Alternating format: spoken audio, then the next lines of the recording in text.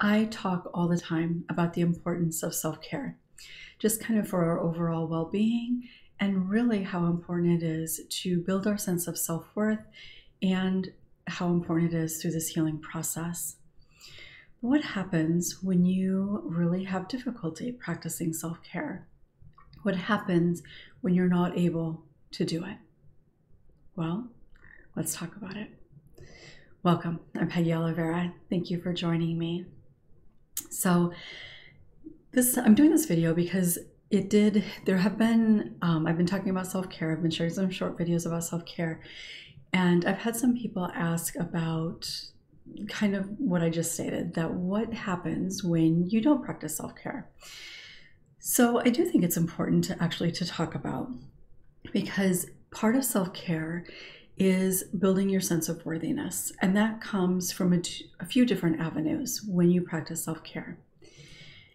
So one of the maybe more obvious things that happens when you don't practice self-care is that you don't create experiences that help you build your sense of worthiness, your trust in the fact that you are worthy. So that's a huge one. That really is, I think, a really significant one. But really, in a sense, kind of on a more significant or deeper level, not only do you not get the opportunities to experience things that help you believe and trust in your worthiness, but you're actually reinforcing and creating circumstances that reinforce the idea that not only are you unworthy, but you're undeserving, that you're less than, that your place in the world, well, just kind of doesn't really exist, that there is no place for you in the world. Now, those are kind of big and broad ideas, but what does that maybe look like in everyday life? Because I really do think it's important that we all understand that self-care is not self-indulgent. It's not something that is only accessible to people that have lots of time or resources. It is something that can be available to each and every one of us, certainly on different scales. Like some form of self-care might be taking a really lengthy, luxurious vacation somewhere. Most of us do not have the ability to do that. But self-care does not have to be something like that in order to make a profound difference. So as I talk about when you do practice self-care and how it builds self-worth, is that you get to remind yourself that you are worthy of the time, the resources, the energy, that sort of thing, that you begin to experience things that maybe you really haven't been able to experience before in possibly a variety of ways, that help you when done with intention, that help you recognize that it is safe, first of all, to engage in self-care, and that you can experience it and something bad doesn't have to happen. And with those things, you begin to experience and trust that not only is it maybe okay to do it, but you feel over time, you feel like, not just think, but you feel it in your nervous system, in your body, that you are deserving and worthy. So when there is something that you need, because self-care is about things that we need, and it can also be things that we want.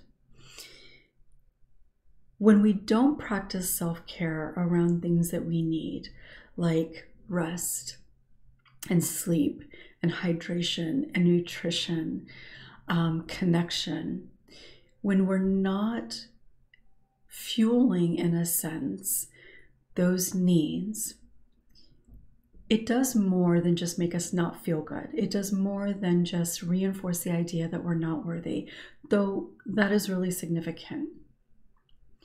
when we're not taking care of our actual needs, it's obviously going to have an impact on our physical, our psychological well-being.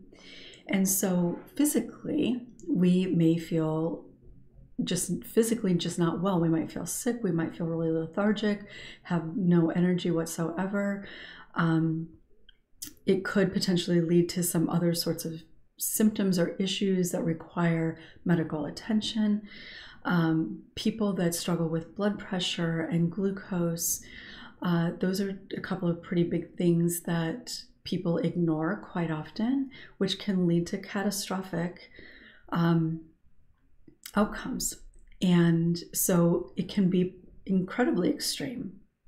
It can literally be life and death. But it can also show up in ways that are maybe a little bit less extreme.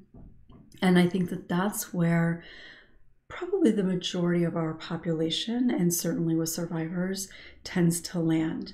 So we still don't feel well, and it could be physically and or psychologically. Often it's both. We can feel very easily exhausted or overwhelmed, again, physically or psychologically, emotionally.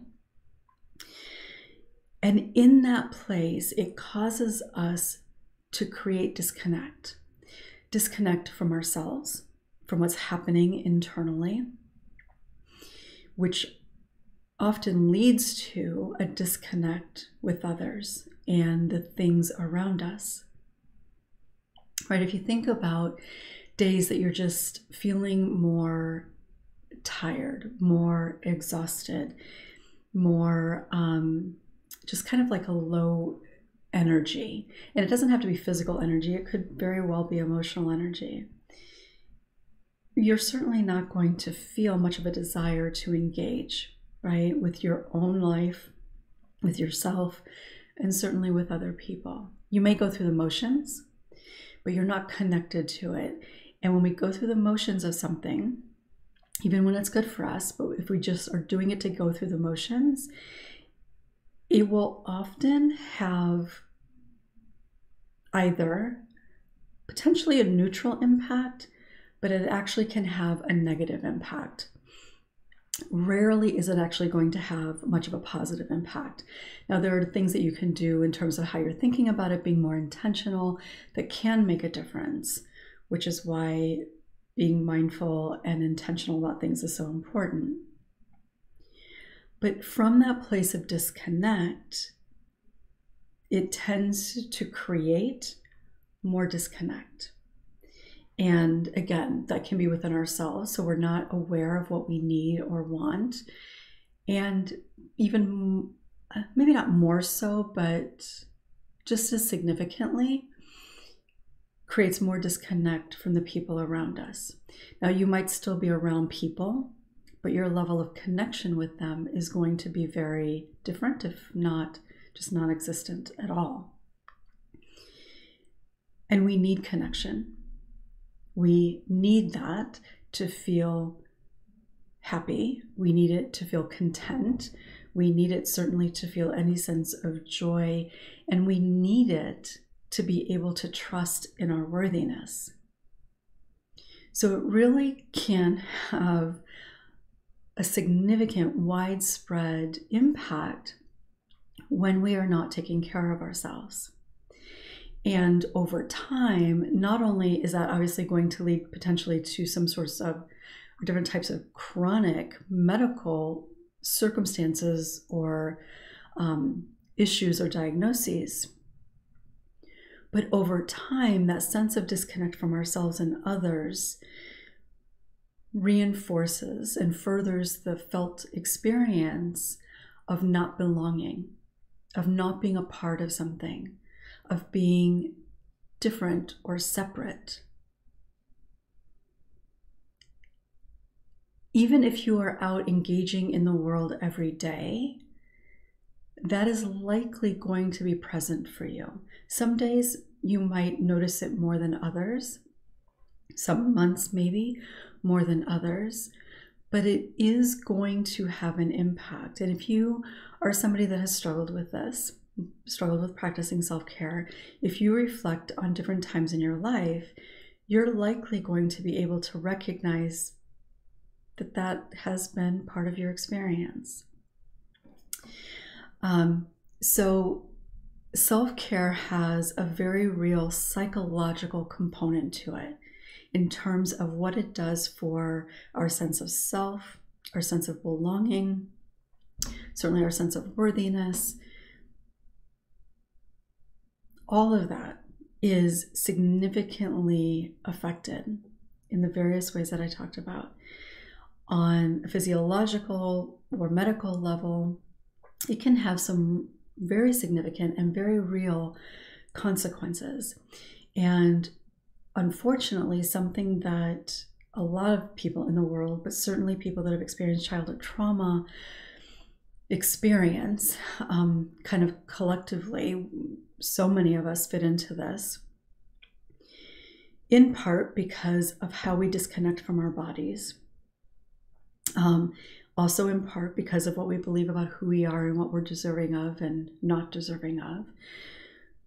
We are very disconnected from our bodies. And for me, I was disconnected from my body to a degree.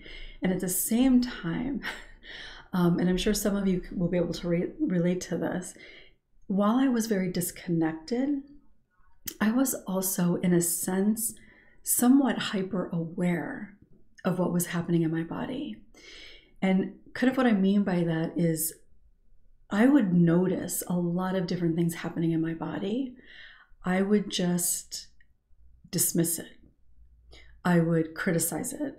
I would ignore it or whatever, but I would oftentimes be aware of something that was happening inside of me, but then just not do anything about it, or tell myself I was making a big deal out of it, or it wasn't that bad, or whatever the case may be. So there's different ways that we can be disconnected, right? Like we can feel disconnected when we're in a room of people. So it's not just the experience of something, it's what we do with that experience.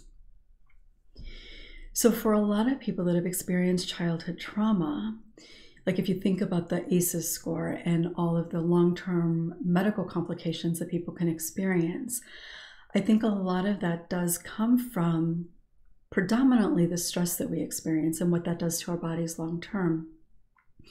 But I think it very much also comes from that level of denial and disconnect that happens. So the denial of, oh, it's not a big deal, also minimizing, to maybe thinking maybe this is a big deal, but then not really doing anything about it. So those things, obviously, if there is something going on in your body, and even just with chronic stress, that is going to have, unfortunately, likely long-term impact on your overall health and well-being. And I've talked about this before, but gastrointestinal issues are huge for people that have experienced childhood trauma. And I, as an adult that has not had that kind of stress in my life for a very long time, even the wounding aspect of the stress for a very long time, I'm still living with the consequences of the impact that it did have on me when I was younger and into my 30s. I had a lot of gastrointestinal issues that I never paid attention to until I was in my early 30s. And then still didn't really do much about it. But that living with that for all of that period of time has created some chronic sorts of situations in which I need to be really, really aware, connected, and not ignore it. And so gastrointestinal, and that can look a lot of different ways. There's different ways that people can be affected by it. Those are really significant. Blood pressure, because of the chronic stress, can be another one that a lot of people struggle with. Things that are related to, and I'm not a medical doctor, and so I'm not going to get into all of the different possibilities here, but when we are not connected to our bodies, when we are not really taking care of ourselves, our lack of nutrition And when I say nutrition, I'm talking about the things that our body needs. So it's not so much about what you eat or don't eat, so much as it is, are you getting the nutrition that your body needs? And that includes hydration. Because we tend to be disconnected. We are not necessarily always aware that sometimes even that we're hungry. I never personally have really had that problem. But I know a lot of people don't really recognize that they're hungry. They don't recognize that they're thirsty. And if they are, they do something that is quick to kind of resolve so that they can just get on with it or ignore it again, which doesn't fuel our bodies and our minds with the kinds of things that we need, because both of those things have an impact on how our mental processes work as well. So, fueling our body with nutrition that it needs is really important. And when we're not doing that, obviously we're going to feel the effects of that. But it also is sending the message on a psychological level that it doesn't matter, that what we need doesn't matter, that how we feel doesn't matter. It can even reinforce an idea that, in a sense, like, and you might think about it differently, but how I used to think about things a lot was, well, this is just the way that it is. This is just what is meant for me. This is just the way my life is going to be because this is all I deserve. So it can reinforce a lot of those ideas. I've known so many people that have lived with chronic pain and discomfort and not feeling well for so long, that the only reason that they end up getting any sort of medical attention is because they're basically forced to. Now, that might mean that they end up in the hospital. Well, oftentimes they end up in a hospital. So waiting until that point, obviously you have been neglecting yourself for a really long time. And this goes to really kind of the last point that I wanted to talk about, is that whether neglect, and I would argue for most people that have experienced childhood trauma, there's likely some aspect of neglect that is present. And I talked about neglect not too long ago. And I can say that because if you're being abused, obviously your needs are not being met. And so neglect would fall into that in a particular type of way. But in all reality, there's potentially going to be some other pieces there as well. So as an adult, when we are neglecting not only our needs, but even our desires, it is on a psychological level reinforcing all of those beliefs that we're unworthy, undeserving, not good enough, other people are better than us, that we have no right to want or need something. And wherever you might be on a healing journey, even if you've done a lot of healing, if you are not continuing to be aware of what you want and need, if you're not continuing to practice self-care, all those old false beliefs begin to creep in much more easily, because on a psychological level, you are telling yourself that you don't matter. And so those beliefs that you used to hold on to, or that maybe you still hold on to, those beliefs about not being good enough, not being worthy, because you're behaving in a way that is attached to that belief, because you're behaving in a way that maybe other people behaved toward you that helped create and reinforce that belief is going to come back to the surface much more easily. So the impact of not practicing self-care really is incredibly profound. And I know for most of us, and I certainly have been there myself, that practicing self-care, not only is it not natural, but it can actually feel bad. And there are different reasons for that. that I'm not going to get into in this video. And of course, because it feels bad, and it might physically feel bad, but it can certainly emotionally feel bad. But if it feels bad, then obviously you're much less inclined to do it. And part of how it feels bad is because we end up saying things to ourselves. And you might be aware, again, you might be conscious that you're saying these things to yourself, but you may not.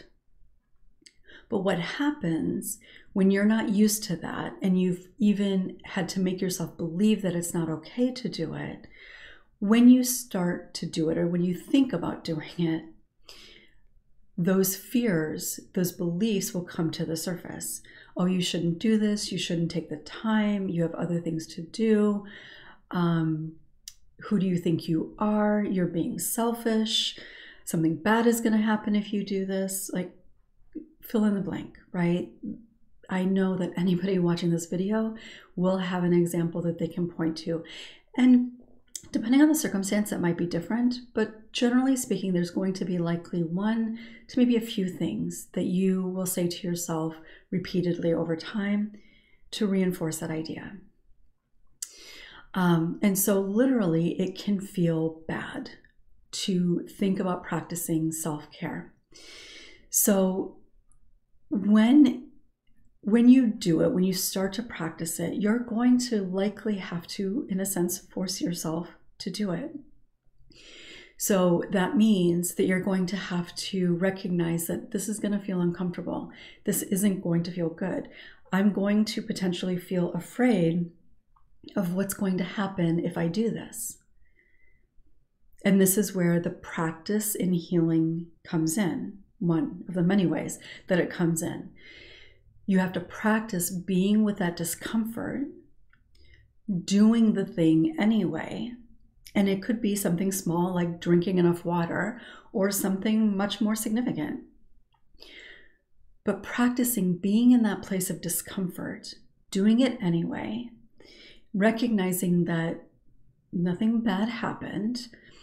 And when I say nothing bad happened, I'm talking about the fears that you have. So yeah, you might be out a little bit of money, or maybe you have to catch up on your to-do list. So I'm not saying that everything is all rainbows and unicorns after that, but your fears are not about your to-do list, right? You might worry that you're going to feel overwhelmed, or you're not going to get everything done.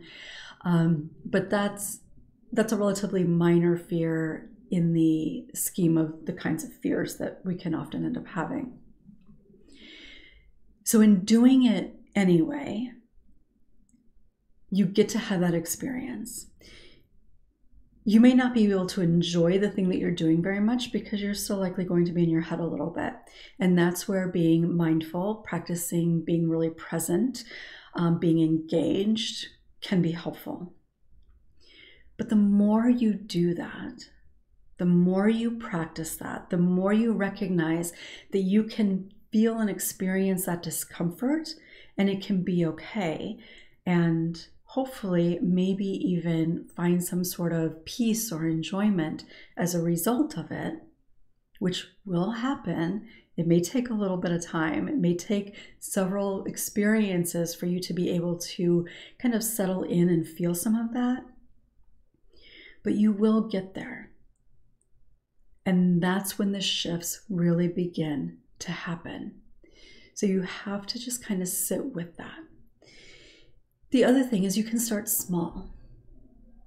Start small. And again, getting enough water, like setting a reminder, and every, couple of hours, every hour, twice a day even, just make sure that you're drinking a glass of water.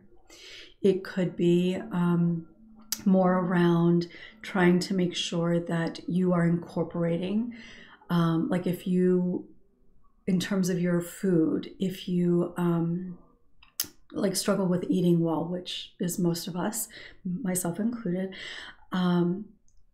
like just kind of having a plan in some way of incorporating one thing that is good for you every day. And it could be a piece of fruit. It could be a well-balanced meal. It could be, I'm not talking about having to cut anything out. I'm just talking about incorporating something in that is good for you. And I think that's an important distinction. I am not a dietitian, nor do I know that much. I mean, I've done my own kind of reading and research just to help myself. But all along, even when I was trying to lose weight and stuff like that, I thought of it more in terms of trying to incorporate things instead of focusing on having to remove things, because psychologically that just is hard to do. It could be setting aside a little bit of time just to journal every day or a couple of times a week. It could be making sure that you're engaging with somebody periodically. Maybe it's every week you make sure to check in with a friend, or you force yourself out of your house once a week or something like that. It doesn't matter what it is. It's just about being intentional. It's about doing something that you might kind of know is good for you, even if you don't necessarily experience it in the moment as it really creating a significant change for you. Because a lot of those things take time before you notice any sort of real difference. If sleep is an issue for you, doing something that you can incorporate that can help with sleep. And sleeping issues are a challenge for every survivor I have ever known, ever. And there are probably a lot of reasons for that. And so your sleep issues might be different than somebody else's, might be completely different. But there are some things that you might be able to do. Like if you know that you go to bed at all different kinds of times at night, or you get up at all different kinds of times in the morning, maybe trying to be a little bit more intentional about times that you go to bed or times that you get up to make it a little bit more habitual so your body can kind of get into that rhythm. It could be that maybe instead of watching the news right before you go to bed, even if you still want to watch the news, that's fine. Though a form of self-care might be not watching so much news. It has been for me.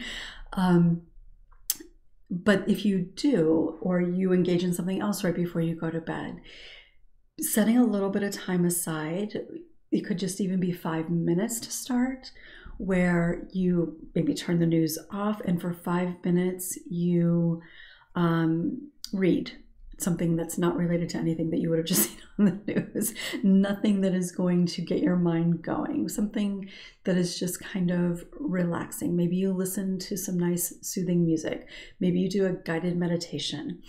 I wouldn't suggest generally that you get up and do something, because that's going to kind of change your energy, the way the energy is moving in your body. So something that's going to become, or could become, part of your routine to get your body and your mind accustomed to, this means it's time to go to bed. So it really doesn't have to look any particular way. Anything that is good for you in a little way or in a huge way that is done with intention can be a form of self-care. Really, it truly can. So thinking about it that way can help kind of lessen the pressure that we can often feel about what it means to practice self-care. I also want to be very clear in reminding you that self-care is not self-indulgent, at least not from my perspective, nor is it selfish in the idea of what we think of as being selfish. Taking care of yourself is important because, first, you're the only one who is really going to do that. And that wounded child within you, that wounded young adult within you, the wounded person that still exists within you, is relying on you to let them know, to show them that they matter, that they have always been worthy of care.